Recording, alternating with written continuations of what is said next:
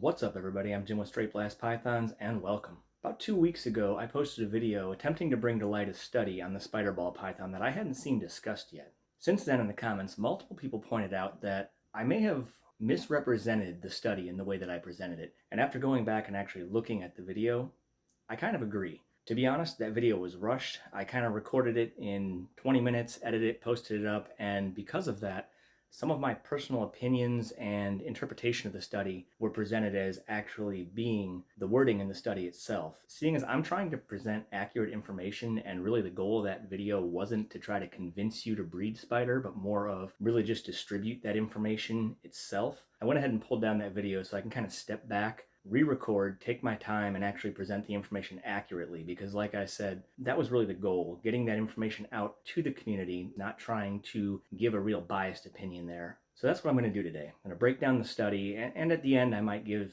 a few of my opinions or my interpretation on some of that, just kind of some closing thoughts, but the main purpose of this video is actually to break down what was in that study itself.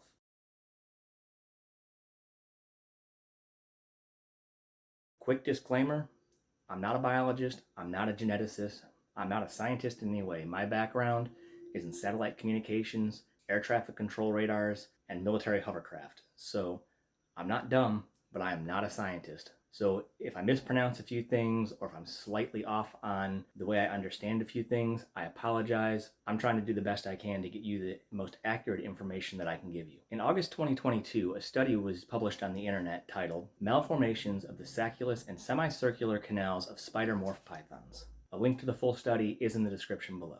So this study was conducted by taking high-resolution images of the cranial regions of what we would normally consider a wild type or normal ball python, as well as the spider morphs. The spiders that were used for this study did all portray the typical traits that we would associate with spider wobble. They then used 3D rendering software to compare the anatomy of the two groups. The results showed, as the study describes it, deviant morphology, or basically just deformities within the bone structure of the spider morph. The severity of this deformity actually varied from spider to spider, and it actually was not mirrored from side to side, as in the left to right regions of the actual individual snake. The study does in fact state that there is strong evidence to support that these inner ear deformities could cause the traits commonly associated with spider wobble. That said, the study in no way tested for any sort of neurological conditions and does not actually go ahead and rule out a neurological possibility. It just states that there is a correlation between the deformities in the cranial regions of these spiders and the equilibrium or wobble issues that they do display. It doesn't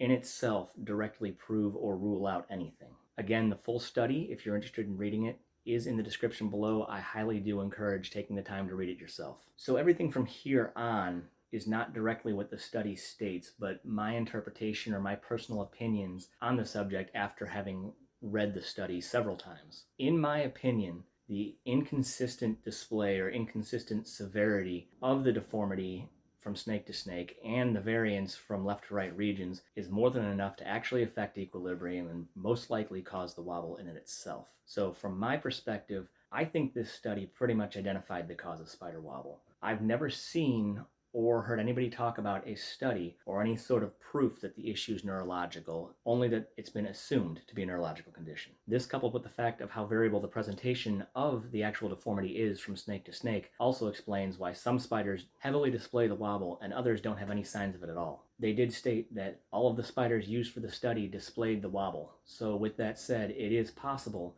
that not all spiders actually have this deformity or have it to an extent that will actually cause issues. I would like to see further studies to try to prove whether there is or is not a neurological component to it, but again, just given my background, I'm not sure how somebody would go about doing that. The study states that due to a small sample size, there's no way to draw a conclusion from it, and I understand that. But again, from my perspective, if all of the spiders that were presented with wobble have this deformity, I'd be fairly confident in guessing that as you scale up the study, any spider that presents a severe wobble trait is going to have it as well. But again, that's just my opinion, not the words of the author of the study. So closing thoughts with this study, if you haven't figured it out already, I personally think the correlation from the deformities to the problems, in this study is enough to say, hey, we figured out what causes the wobble. But again, that's my opinion, not what the paper states. Theoretically, this could mean the problem could be bred out. The fact that the superform of the spider is a lethal combination, and the fact that the deformity itself seems random, and seeing as the test only tested spiders that have the wobble condition, we have no way in knowing if this is something that's passed on from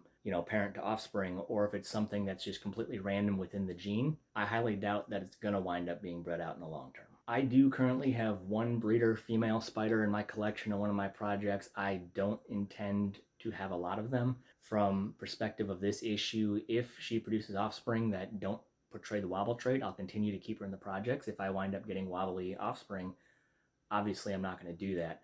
I don't have intention of being a big breeder of spider. Again, I was not posting this video trying to justify or convince people. It was just kind of a, hey, I found this interesting and thought you guys might as well. And finally, just really quick, want to touch on something that was commented on in the last video before I pulled it down. A number of people were suggesting that, people are just mass breeding spiders for money. That might have been true 15, 20 years ago, but at today's point in the industry, spider substantially reduces the sales price or the value of just about every snake that it's in. Upwards of 50% from what I've seen. No breeder is breeding spider with the intention of trying to get rich. The breeders that are still using spider are those that are legitimately passionate about the project, or they're actually trying to see if they could breed it out or something along those lines. Money is typically the last thing being considered when somebody's trying to breed a spider. As always, I encourage discussion on the topic below. I'm going to ask that discussion be actually stuck to the study itself. The last video had some bickering about the ethics of breeding a spider or not. That's not really what this video is about. Everybody's entitled to their own opinion and interpretation on this. That's why I'm putting it out there, just to try to make sure people are informed about what they're keeping and breeding. I'll see you next time.